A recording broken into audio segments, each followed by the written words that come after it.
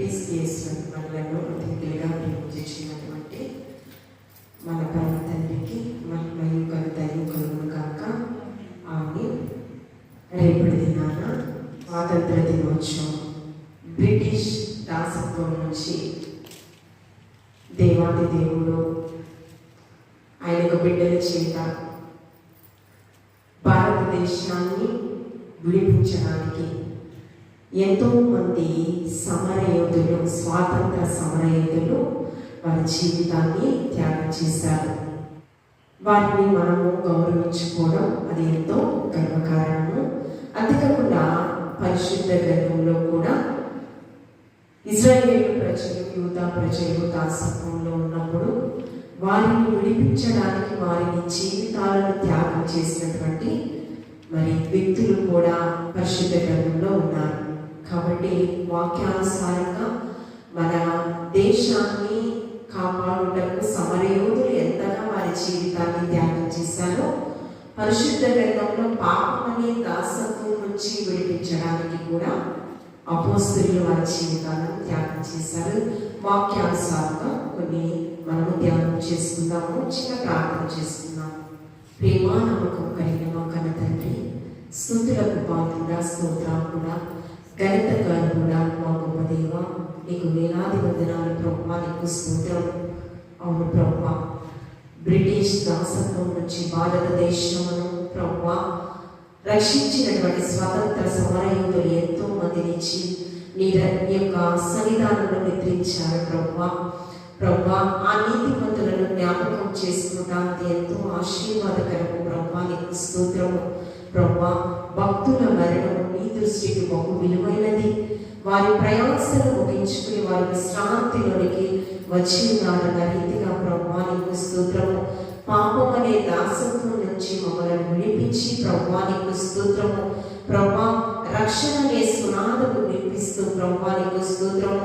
నీ వైపు ఆకర్షించుటకు అపోస్తలులు, ప్రవక్తలు, యాజకులు, బోధకులు వారి జీవితాన్ని త్యాగం చేసి ఉన్నారు ప్రభువా. ఆ నీతిమంతులను జ్ఞాపకం చేసుకుంటారు ఎంతో మాకు ఆశీర్వాదకరము ప్రభువా. నీ ధన్యతను మాకు దయచేసిన దేవా, నీకు వందనాలు. మేము కూడా ప్రభువా అగ్నిలో నుంచి లాగినట్లు కొన్ని ఆత్మలైనా నీ సన్నిధికి నడిపించేటటువంటి కృపను మా అందరికీ మీరు దయచేసి వాక్యానుసారమైన జీవితంలో జీవిస్తూ నీ రాకడ కొరకు, నీ రాజ్య స్థాపన కొరకు ప్రయాసపడే వయసులో మమ్మల్ని సిద్ధపరచమని క్రీస్తు పరిశుద్ధ నామములో అడిగి వేడుకుని ప్రార్థించుచున్నాము తండ్రి. ఆమేన్. మొట్టమొదటిగా నీతిమంతులను జ్ఞాపకం చేసుకునడం ఎంతో మనకి ఆశీర్వాదకరము. మన యొక్క భారతదేశము స్వాతంత్రము కొరకు వారి జీవితాలను త్యాగం చేసినటువంటి వారు అమర వీరులు.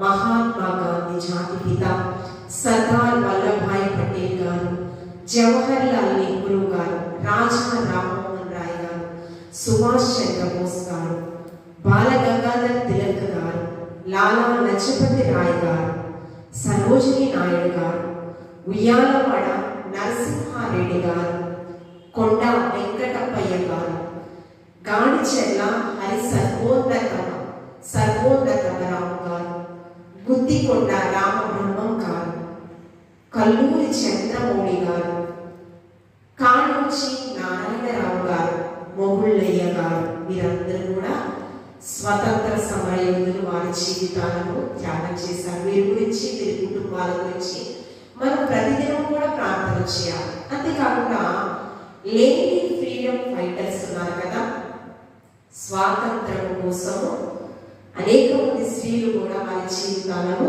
త్యాగం చేశారు. వారి పేరు మనము గుర్తు చేసుకుందాం.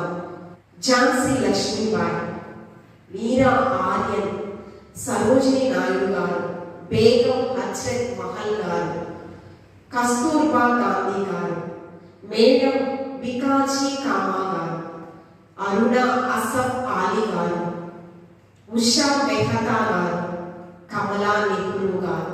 ఈ అమరవీరులను జ్ఞాపకం చేసుకుంటా సజీవంలో ఉన్న మనకి అది ఎంతో ఆశీర్వాదకరం. పాకిస్తాన్ నుంచి మన భారతదేశాన్ని రక్షించుటకు ఆర్మీ జవాన్స్ వారి జీవితాలను త్యాగం చేశారు. ఎంతో మందికి బిడ్డలు 2-3 ఉండొచ్చు, కానీ అందరికంటే ఒక ప్రత్యేకమైంది మురళీ నాయక్ ఆర్మీ జవాన్. లేక కొన్ని సంవత్సరాల తర్వాత పుట్టినటువంటి కుమారుడంట. ఆ యొక్క కుమారుడుకు ఒక గోల్ ఉంది. ఏమిటంటే ఒక తృష్ణ, ఒక తపన ఉంది. నా భారతదేశాన్ని రక్షించుటలో నా జీవితాన్ని నేను త్యాగం చేయాలి, నా భారతదేశం కొరకు నేను ఏదో ఒకటి చేయాలి, ఆర్మీలోకి వెళ్ళాలి అని చెప్పి చాలా ప్రయాసపడ్డాడంట.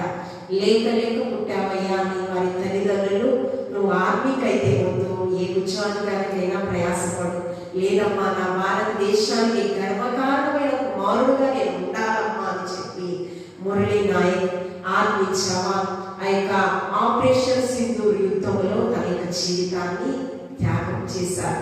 ఇలాంటి వ్యక్తులు చాలా మంది ఉన్నారండి. ఆపరేషన్ సింధూర్లో ఆడబిడ్డలు అనేక మంది వారి జీవితాలను త్యాగం చేశారు. పురుషులు చాలా మంది వారి జీవితాలను త్యాగం చేశారు. ఒక వ్యక్తి అయితే వారు ఒడిస్సా పట్టణస్తులు, తన భార్యను చూసుకునే శక్తి సామర్థ్యం లేదు, ఆర్థిక పరిస్థితులు సరిగ్గా లేవంట. వారు ఆర్మీలో వెళ్ళారు. తన యొక్క భార్య డెలివరీ సమయం, ప్రసవ సమయం అయినా కూడా ఆపరేషన్ సింధూర్ యుద్ధం వచ్చింది. మోడీ మరి యొక్క అధికారులు వారు పిలుపు వచ్చింది, నువ్వు యుద్ధానికి వెళ్ళాలి అంటే భార్య ఏమో ప్రసవ సమయం ఉంది, మరి తన పరిస్థితి సరిగ్గా లేదు, ఎవరు ఆదరించేటువంటి పరిస్థితులు కూడా లేదు. కానీ భారతదేశం కొరకు నిండు చూలాలు తన భార్యను విడిచిపెట్టి వెళ్ళాడు. ఆడబిడ్డ పుట్టిందంట, పురుటిలోనే తన భార్య మరణించిందంట. తన చంటి బిడ్డ కుమార్తె ఎవరు లేని బిడ్డగా మిగిలిపోయింది. అంటే ఎంతో మంది వారి జీవితాలను త్యాగం చేశారు. ఒక ఆడకూతురైతే వారు వివాహమైన 3వ దినానికి యుద్ధానికి పంపించింది సంతోషంగా. నాకంటే నా దేశానికి నా భర్త అవసరత ఎక్కువ అని తన సింధూరాన్ని తన భారతదేశానికి పంపించింది అనే ఒక క్యాప్షన్ కూడా రాశారు. ఎంతో మంది అమరవీరులు ఉన్నారు.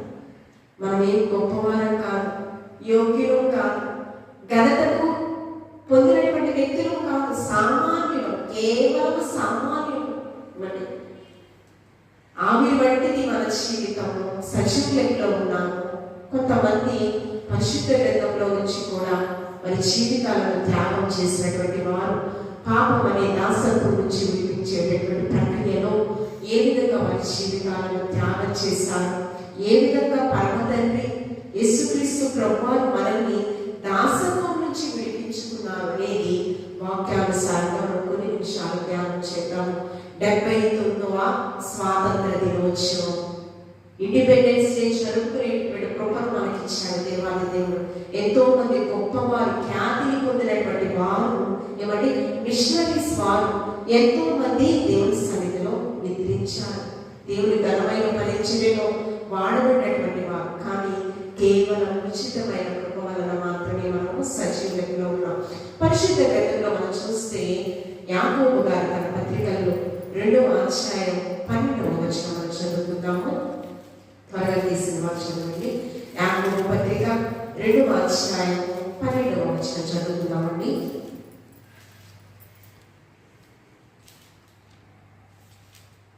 స్వాతంత్రము ఇచ్చు యాకోబు పత్రిక 2వ అధ్యాయం 12వ వచనం గట్టించు. స్వాతంత్రము ఇచ్చు నియమము చొప్పున తీర్పు స్వాతంత్రము ఇచ్చు నియమము చొప్పున తీర్పు పొందబోరు వారికి తగినట్టుగా మాట్లాడుడి. అలాగే నేను ప్రవర్తించుచుండిరి. తీర్పు పొందబోరు వారికి మనం ఏ విధంగా తీర్పు నుంచి విడిపింపబడ్డామో ఆ రీతిగానే మనం ప్రవర్తించాలంట.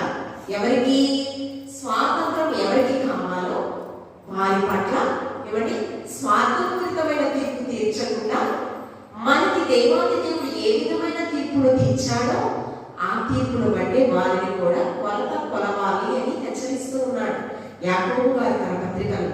పితరుల కాలంలో ఒక దాసత్వం నుంచి పరమ తండ్రి ఇశ్రాయేలు ప్రజలను 6 లక్షల కాల్వలాన్ని విడిపించాడు రైలు ప్రజలకు.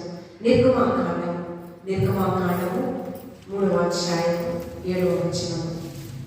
మరియు యెహోవా ఇట్లనెను, నేను ఐగుప్తులో ఉన్న నా ప్రజల బాధను నిశ్చయముగా చూచితిని. పనులలో తమను కష్టపెట్టు వారిని బట్టి వారు పెట్టిన మొరలు వింటిని. వారి దుఃఖము నాకు తెలిసి ఉన్నది. ఏ వారం అండి? పనుల వారు, కష్టవారం. వారు ఎవరి దాసత్వంలో ఉన్నారు? 6వ అధ్యాయం 6వ వచనం చదవమా. కాబట్టి నీవు ఇశ్రాయేలులతో ఇలాగ చెప్పు, నేనే యెహోవాను. నేను ఐగుప్తీయులు మోయించు బరువుల క్రింద నుండి మిమ్మును వెలుపలికి రప్పించి వారి దాసత్వంలో నుండి మిమ్మును విడిపించి నా బాహువు చాపి గొప్ప తీర్పు తీర్చి మిమ్మును విడిపించి. ఏమండి, ఎవరు తీర్పుందంట? ఇశ్రాయేలైన తన ప్రజలు ఏం చేశారంట? విజ్ఞాపన చేశారంట. నిశ్చయంగా చూచితిని వారి బాధను, వారి కాడిని నేను చూచాను. ఎవరు పెట్టారు? ఎవరు తీర్పులోకి వచ్చి ఉన్నారు? చూడండి, ఫరో దాసత్వంలో ఇశ్రాయేలు ప్రజలు బానిస బ్రతుకుతున్నారు.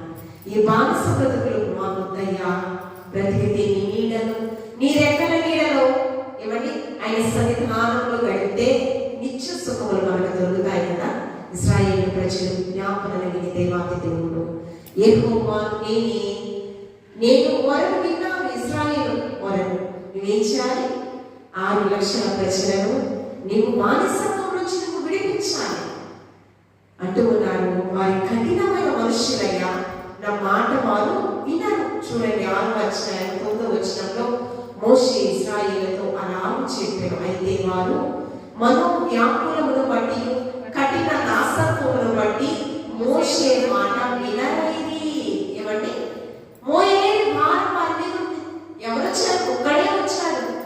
కానీ ఆ ఒక్కడు ఎంత బలాఢ్యుడని దేవాతి దేవుడు చెప్తున్నాడంటే, సంఖ్యాకాండంలో నా ఇల్లంతటిలో నమ్మకస్తుడు, భూమి అన్నంతటిలో మిక్కిలి సాత్వికుడు, నా ఇల్లంతటిలో నా బిడ్డలు ఎవరైతే ఉన్నారో ఆ బిడ్డలందరిలో కూడా ఒక నమ్మకమైన పనివాడు ఇతను అని ఎన్నుకున్నాడు. ఎన్ని సంవత్సరాలు పట్టిందో తెలుసా? 400 సంవత్సరాలు బానిసత్వంలో ఉన్నారు. 430 సంవత్సరాల తరువాత మోషేని పంపించాడు.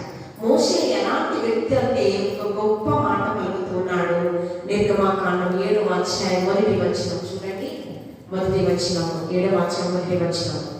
కాగా యెహోవా మోషేతో ఇట్లనెను, ఇదిగో నిన్ను ఫరోకు హల్లెలూయా ఏమంటాడు? ఫరోకి, ఒక శత్రువుకి, నా ప్రజలకు బాధ పెట్టినటువంటి వ్యక్తికి, ఒక రాజుకి ఎలా నియమించాడట? దేవునిగా నియమించాడట. శత్రువుపై ఎంత ఘనమైన వ్యక్తిగా ఒక గొప్ప ఆధిక్యత ఇస్తున్నాడంటే, మన శత్రువులను మన పాదాల కింద అడగద్రొక్కువాడు ఆయన. మన విజయాన్ని అలాంటి విజయిస్తాడంట. ఏమండి, ఆలోచన చేస్తే దాసత్వం నుంచి విడిపించడానికి మోషే ఎన్నుకున్నాడు. ఏమండి, 40 దినాల్లో కానాను దేశానికి వెళ్ళాలి. వారి యొక్క విశ్వాసం వల్ల 40 సంవత్సరాలు పట్టింది. ఎట్టకేటకు దేవుని యొక్క విశ్వాసంతో ఎవరైతే విన్నారో, ఆ యొక్క మోషేని మాటకు ఎవరైతే అనుకరించారో, వెంబడించారో, వారు మాత్రం కానాను దేశాన్ని స్వతంత్రించుకున్నారు. చాలా మంది అవిశ్వాసపరులై మోషేని అహనుని దూషించారు. ఇవడి ఫలితంగా భూమి నేల విరిచి ఆ యొక్క సజీవ సమాధి అయిందంట. కొంతమంది కోరాము, వారి యొక్క బృందం ఎవరైతే వ్యతిరేకించారో, నమ్మకస్తుడైనటువంటి లోబడలేదో, వారు భయంకరమైన మరణాలు పొందుతున్న పరిస్థితి.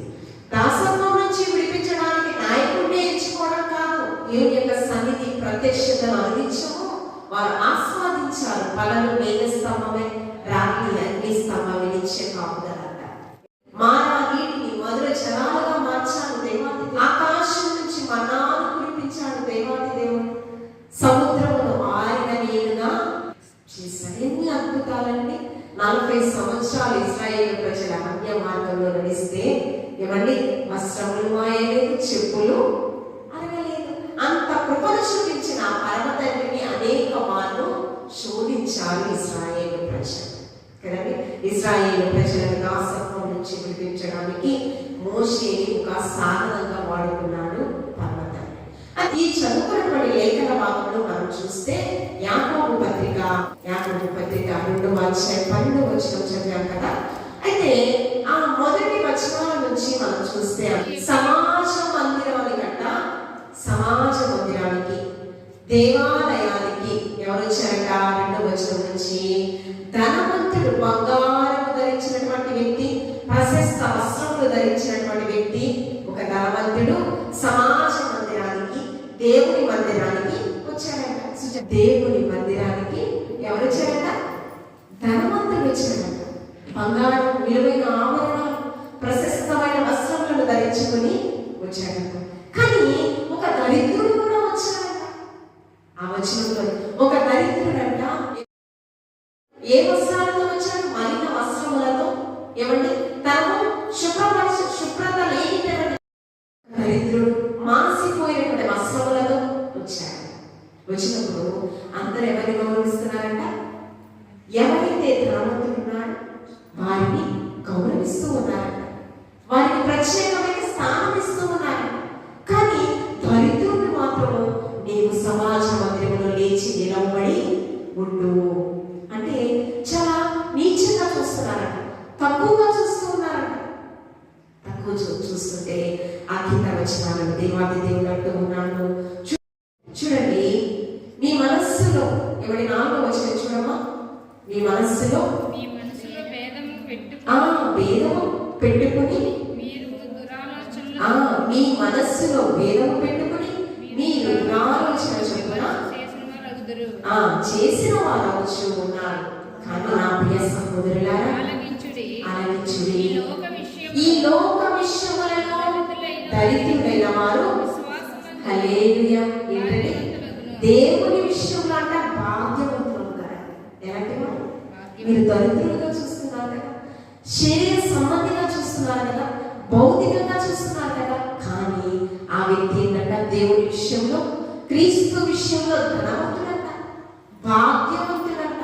తను ప్రేమించు వారికి తాను వాగ్దానం చేసిన రాజ్యంలో వారసులందరూ ఉండుటకు దేవుడు ఏర్పరచుకోనలేదా?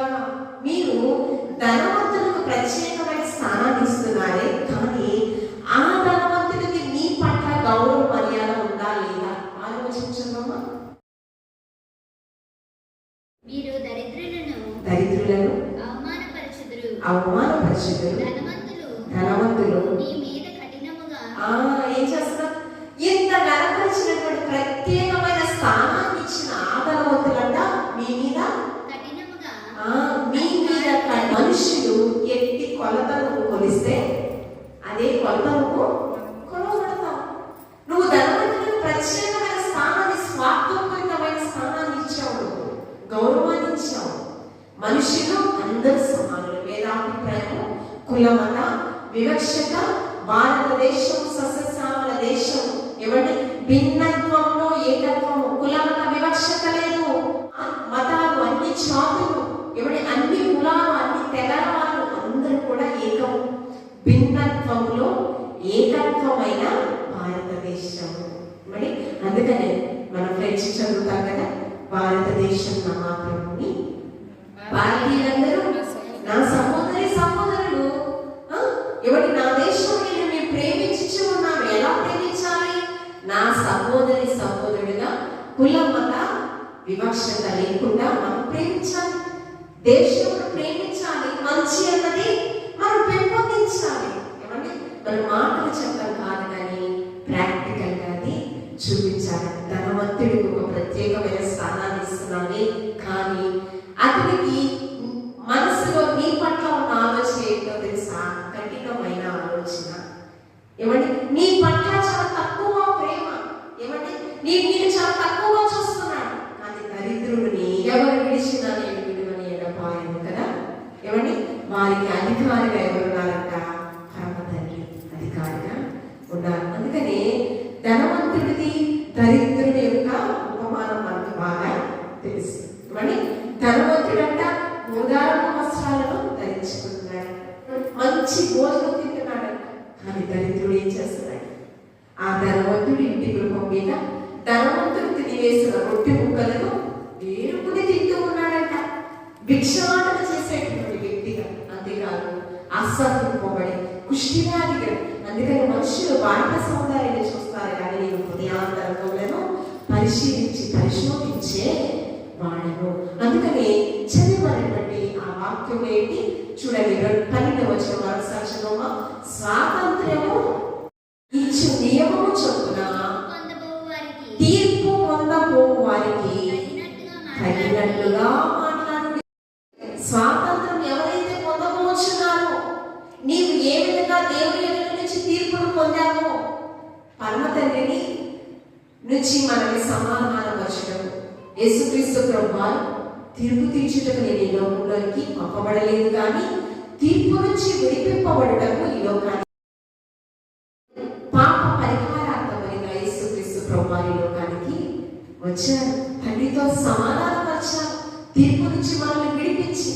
మరి తీర్పు నుంచి విడిపింపబడిన మనము ఇతరుల తీర్పు నుంచి మన స్వాతంత్రం ఎవరైతే పొందబోరుచు ఉన్నారో, యేసుక్రీస్తు నుంచి ఎలాంటి తీర్పు మనం పొందామో అలాంటి తీర్పే ఏమండి మన తోటి వేరే ఎడల మనము చూపించాలని దేవాది దేవుడి వాక్యంతో హెచ్చరిస్తూ ఉన్నాడు.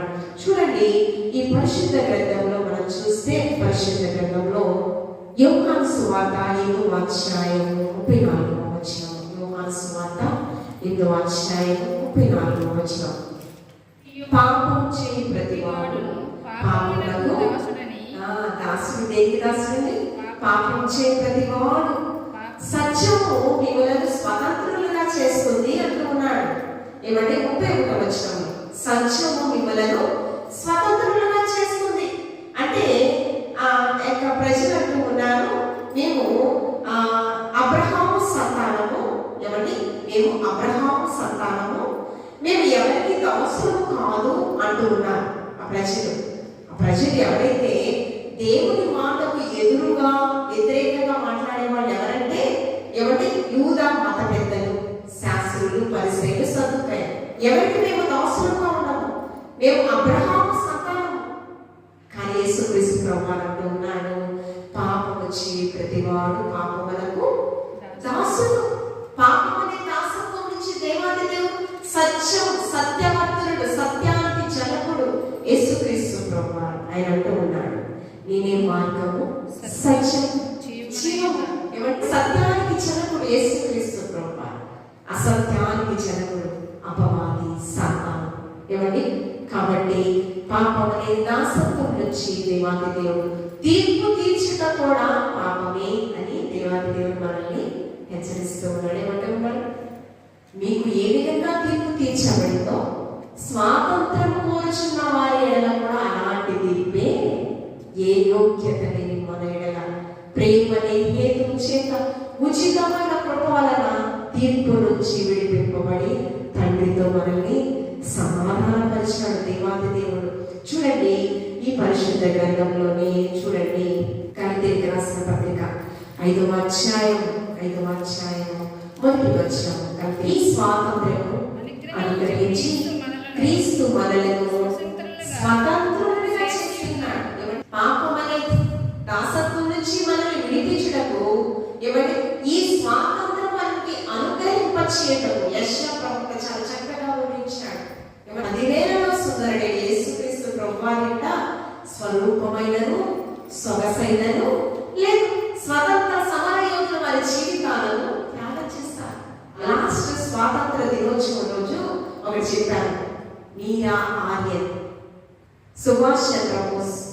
ఏమంటే శత్రువులు బ్రిటిష్ వారు సుభాష్ చంద్రబోస్ ని చంపడానికి చూస్తుంటే వీరా ఆర్యన్ ఆమె ఏం చేసిందండి? వీరా ఆర్యన్కి తెలుసు సుభాష్ చంద్రబోస్ గారు ఎక్కడ ఉన్నారని. కానీ ఆ యొక్క బ్రిటిష్ వారికి ఆ యొక్క అనుచరుడుగా ఎవరున్నారంటే, ఒక పోలీస్ వ్యక్తిగా ఎవరున్నారంటే తన భర్తే ఉన్నాడు. పోలీస్ శాఖలో ఒక గొప్ప అధికారిగా ఉన్నాడు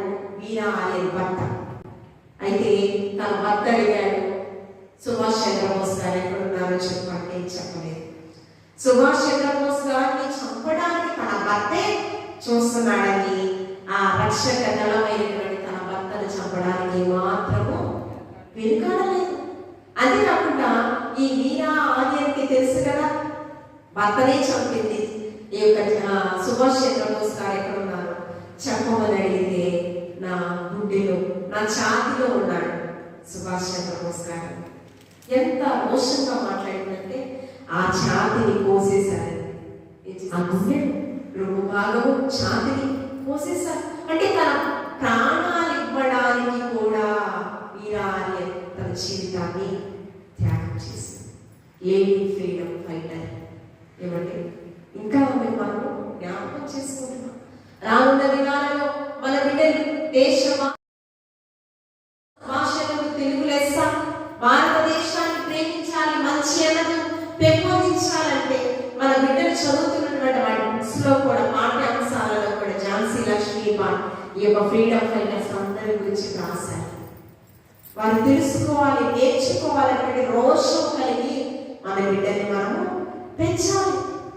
మన భారతదేశానికి గర్వకారమైన బిడ్డలుగా మనము మన బిడ్డని పెంచాలి. ఏమండి, దేశభక్తి ఉండాలి, ఉండేలా మన బిడ్డల్ని పెంచాలి. మన భారతదేశం గౌరవించే విధంగా మన బిడ్డల్ని మనము పెంచాలి. చూడండి, యెషయా ప్రవక్త ఆయన అంటూ ఉన్నాడు, యేసుక్రీస్తు ప్రభువారట ఆయన మనకి స్వాతంత్రం మనకి వచ్చేటప్పుడు ఏం చేశాడట, నలుగు కొట్టబడ్డాడట. తండ్రి చేత, రోమా సైనికుల చేత కాదు, తండ్రి తన కుమారుడైన యేసుక్రీస్తు ప్రభువాన్ని రోమా సైనికులకు అప్పచెప్పాడు. యేసుక్రీస్తు ప్రభువు మరణ శాసనము ఎవరు రాశారో మరణ శాసనం రాసిన యొక్క వారి యొక్క మరణము ఆవశ్యకమని హెబ్రీయులకు రాసిన పత్రికలలో అపోస్తలులు గారు తెలియపరుస్తూ ఉన్నారు. మరణ శాసనాన్ని పర్వతాన్ని రాశాడు, దాన్ని అమలు పరుచుకుంటే యేసుక్రీస్తు ప్రభువు మరణానికి ఎదురుగా వెళ్ళి ఓ మరణమాని ముల్లెక్కడ, ఓ మరణమాని విజయం ఎక్కడ అని మరణపు ముళ్ళను విడిచి పాప పరిహారాత్మ బలిగా యేసుక్రీస్తు ప్రభువు ఏమండి పస్కా బలి వస్తువుగా పరిశుద్ధ రక్తాన్ని మన కొరకు దారిపోసారు. ఈ యొక్క యెషయా గ్రంథంలో మనకి తెలిసి ఇవన్నీ మనం లెంట్ డేస్ లో అన్ని మనం జ్ఞానం చేస్తూ ఉంటాం కదా. యేసుక్రీస్తు ప్రభువు యొక్క మరణం ఏ విధంగా ఉంది అనేది యెషయా ప్రవక్త చేత చాలా స్పష్టంగా తెలియపరచడం జరిగింది. చూడండి, యెషయా గ్రంథం 53వ అధ్యాయం 2వ వచనంలో, లేత మొక్కమలేను, ఎండిన భూమిలో మొలిచిన మొక్కమలేను, అతడు ఆయన పెరిగెను, అతనికి స్వరూపమైన సొగసైనను లేదు, మనం అతన్ని చూచి అపేక్షించినట్టుగా అతని యందు స్వరూపము లేదు. 10వ వచనం చదువుతాము. 10వ వచనం, అతన్ని నలుగుబొట్టుటకు యెహోవాకు ఇష్టమాయెను. ఎందుకు ఇష్టమాయెను? 5వ వచనం, మన అతిక్రమములను బట్టి అతడు గాయపరచబడెను, మన దోషములను బట్టి నలుగగొట్టబడెను. ఏమండి, అతిక్రమములను బట్టి మన పాపములను బట్టి పాప పరిహారార్థమైన యేసుక్రీస్తు ప్రభువు. 12వ వచనం, కావున గొప్ప వారితో నేను అతనికి పాలు పంచి పెట్టెదను, గనులతో కలిసి అతన్ని కొల్ల సొమ్ము విభాగించుకొనును. ఏలయనగా మరణము పొందినట్లు అతడు తన ప్రాణమును ధారపోసెను, అతిక్రమము చేయవారిలో ఎంచబడిన వాడాయెను, అనేకుల పాపములు భరించుచు తిరుగుబాటు చేసిన వారిని గురించి విన్నాము. మన అతిక్రమముల కొరకు, మన పాపములకు, అందుకేంటి పాపము చేయు ప్రతి వాడు పాపములకు దాసుడు. పాపమనే దాసత్వం నుంచి మనల్ని విడిపించుటకు పరలోకాధికారి యేసుక్రీస్తు ప్రభువారే ఈ లోకానికి వచ్చి పరిశుద్ధ రక్తాన్ని మన కొరకు ధారపోశారు. అంతేకాకుండా మొదటి కొరింథీయులకు రాసిన పత్రిక 11వ వచనంలో, నేను క్రీస్తును పోలి నడుచుచున్నాను కనుక మీరు నన్ను ఎలా నడుచుకున్నాను? ఆజ్ఞలను, కట్టడలను, విధులను అనుసరించి జీవించడమే కాదు, తన జీవితాన్ని త్యాగం చేశారు. చెరసాలను అనేక వారు ఖైదీగా బహు చిత్రవాదలను అనుభవించాడు, బహు శ్రమలను అనుభవించాడు. ఫిలిప్పీయులకు రాసిన పత్రిక 4వ వచనంలో శ్రమానుభవంలో ఆయన పలుకుచ్చినటువంటి మాటలు, ఆనందించండి, మరలా చెప్పుచున్నాను, ఆనందించండి, మీ సహనము సకల జీవులకు సాక్షాత్తంగా తెలియపరచబడిందండి. ఎక్కడో తెలుసా? శ్రమలు, చెరసాలలో శ్రమల పులిలో కాల్చబడుతున్నటువంటి పౌలు భక్తులు మాట్లాడుతున్నటువంటి వారు. చూడండి, ఈ యొక్క హెబ్రీయులకు రాసిన పత్రిక 11వ అధ్యాయం.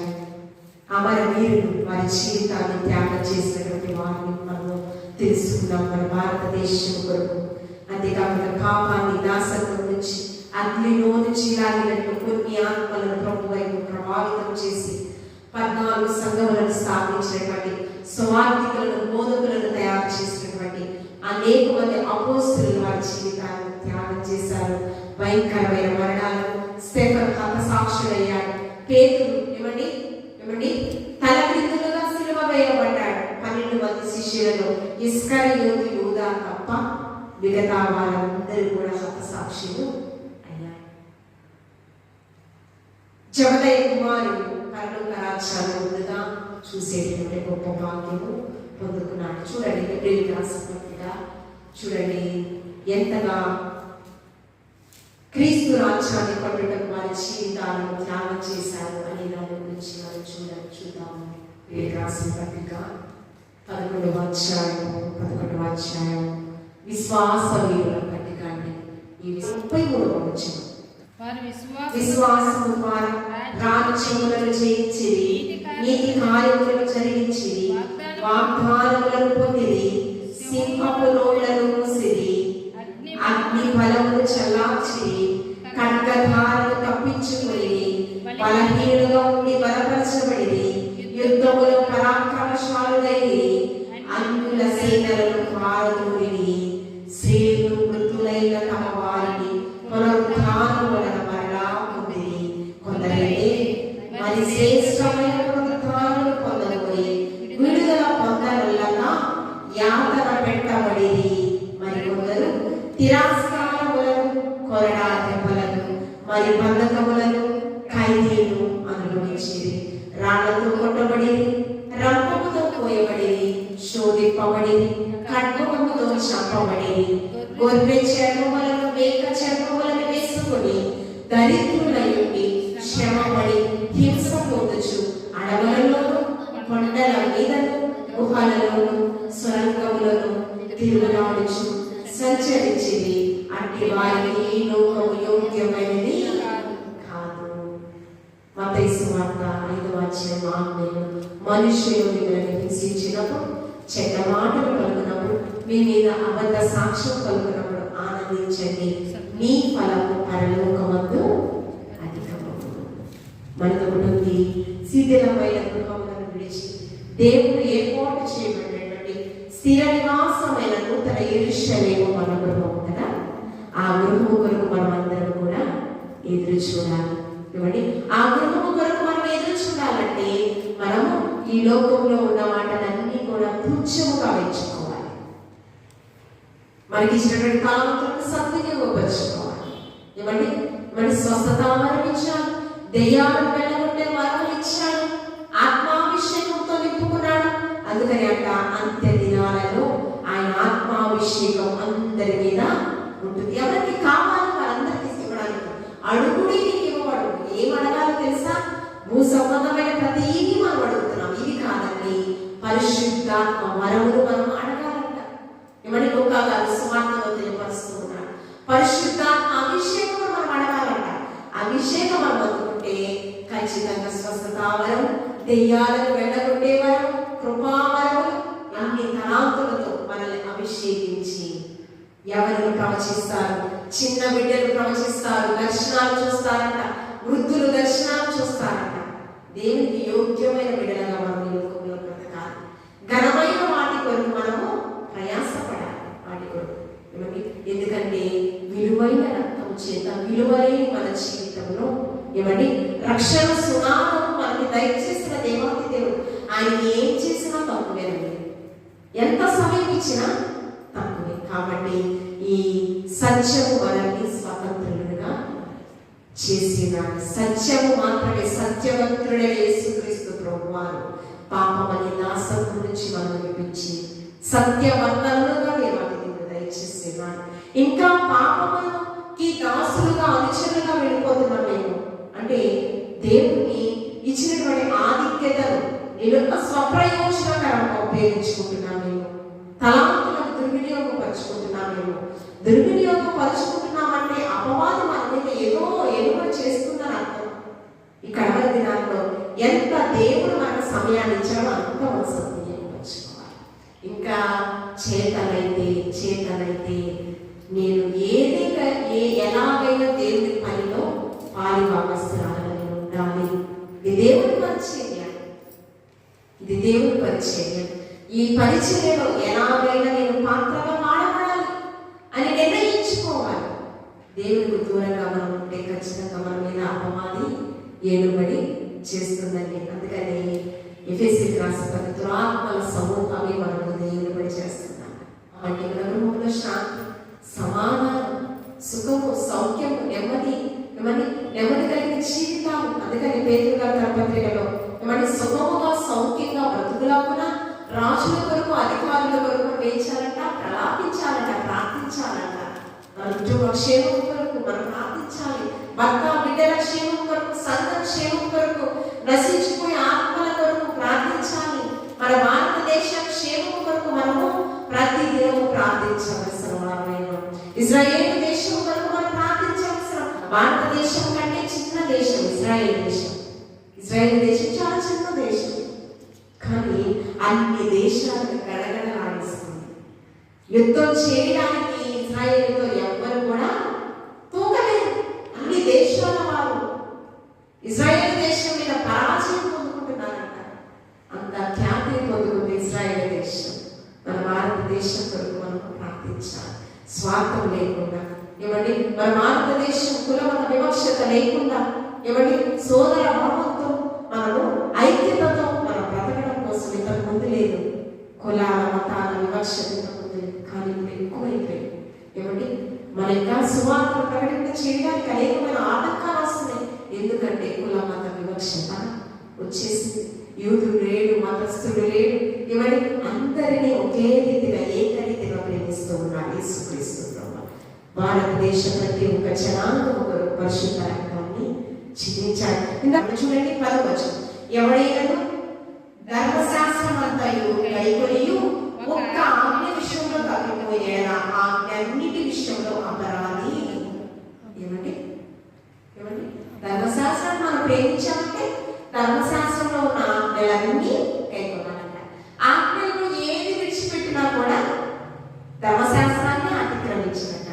కాబట్టి మనకిచ్చినటువంటి ఆజ్ఞను ఉల్లంఘించకూడదు. భారతదేశానికి కొన్ని ఎజెండాస్ ఉన్నాయి. దాన్ని ఉల్లంఘిస్తే ఏమవుతుంది? మనకి చట్ట విరుద్ధాలు, అప్పుడేమో శిక్షావంతులు అవుతాం. మన యొక్క సువార్తలు ఎలా ప్రకటించాలో అన్ని కూడా వ్రాయబడి ఆ చట్టాలు. అంతేకాకుండా క్రైస్తవులుగా ఈ లోకంలో మనం ఏ రీతిగా బ్రతకాలి. కాబట్టి దేవుడు మనకి ఇచ్చినటువంటి కృపను నిరర్థకం చేసుకోకుండా అనేకులను ఈ కృపలకు పాత్రలుగా మనము చేద్దాం. ఎందుకంటే దరిద్రుడైనటువంటి వ్యక్తి ధనవంతుడుగా అబ్రహామున క్షేమముగా ఉన్నాడు. కాబట్టి క్షేమమైన ధనం కొరకు మనం సిరికి దాసులం కాకూడదు. దేనికి దాసులం కూడదు? సిరికి దాసులం కాకూడదు. సిరికి దాసులం అంటే ధనానికి దాసులం కాదు. క్షయమైన వాటి కొరకు ఈ లోక అపవాదికి అనుచరులకు మనం దాసులము. ఎవరికి దాసులం కావాలి? పరలోక ధనం కొరకు వెతుకులాడాలి. పరలోకాధికారైన క్రీస్తుకి మనం దాసులుగా ఈ లోకంలో బ్రతకాలని వాక్యంతో హెచ్చరిస్తూ ఉన్నాడు. కాబట్టి మనకి దేవునికి దాసులుగా ఈ లోకంలో బ్రతుకుతూ దేవుడిచ్చినటువంటి పనిలో నమ్మకత్వాన్ని సంపాదించుకుంటూ తద్వారా ఆశీర్వాదాలు, మేలు, దేవుడిచ్చేటటువంటి కృపలను పొందుకునేటటువంటి వయసులో మనం నా దేవాది దేవుడి మాటలు మనందరి వీటిల్లో బహుగా ఫలించుగాక. ఆమె పరిశుద్ధులను పొందినాను. ప్రభువా, భారతదేశం స్వాతంత్రం అనుగ్రహించటము ప్రభువా ఎంతో మంది అమరవీరులు వారి జీవితాన్ని త్యాగం చేశారు. ప్రభువా, ఆర్మించి అమాంస భారతదేశాన్ని రక్షించడానికి వారి జీవితాలను త్యాగం చేశారు. ప్రభువా, అంతేకాకుండా ఫ్రీడమ్ ఫైటర్స్ లేని ఫ్రీడమ్ ఫైటర్స్ కూడా వారి జీవితాలు మేము కూడా వారిని రోల్ మోడల్గా తీసుకొని పరిశుద్ధ గ్రంథంలో అనేక మంది వ్యక్తులు వారి జీవితాలను త్యాగం చేశారు. మేము కూడా రోషము కలిగి ఈ లోకంలో బ్రతుకుతూ నీకు ఇష్టలుగా నీ చిత్తానుసారంగా జీవించేటటువంటి వాక్యం నాకు దయచేస్తూ నీ రాకడ కొరకు నీ రాజ్య స్థాపన కొరకు ప్రయాసపడే వరుసలో మమ్మల్ని ఆయత్తపరచమని క్రీస్తు పరిశుద్ధ నామములో అడిగి వేడుకొని ప్రార్థించుచున్నాము తండ్రి. ఆమేన్.